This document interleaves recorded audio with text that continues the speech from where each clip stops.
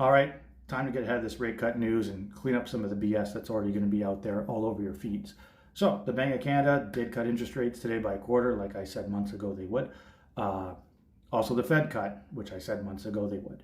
So, it's not breaking news, it's not a big surprise. Now, did your fixed rates change? Nope. Are they going to change because of this? Probably not. So, it's not like you're going to be getting this amazing deal coming across your desk because of this announcement. So, anyone saying that, they don't know what they're talking about. It's just full of BS. Also, as I've said many times in the past, fixed rates this year haven't really changed very much. They've been pretty consistent. You know, most of them start with a 3. They're all in the high 3s somewhere or the mid 3s, depending on what you're looking at. Nothing too different. Even after today, nothing too different.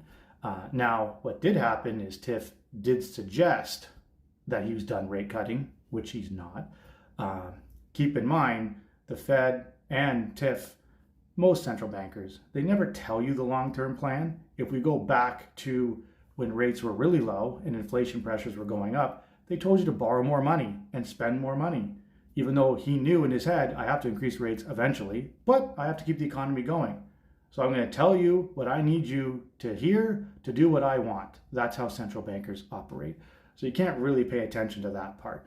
And also, if you look in the article, if outlooks change, as in if the economic data keeps getting worse, we are prepared to respond.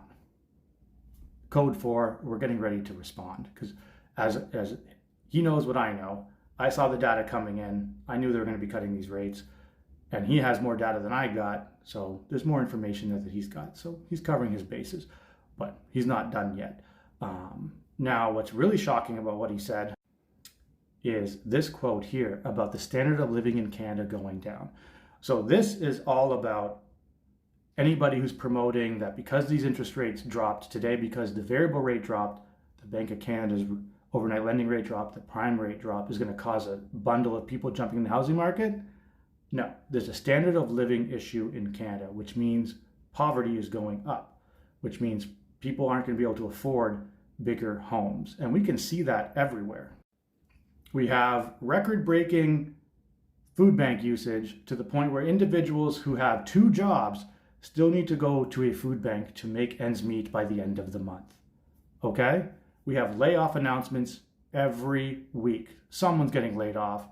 Some of it doesn't even hit the news. A lot of it's over Twitter. So I want you to think about that.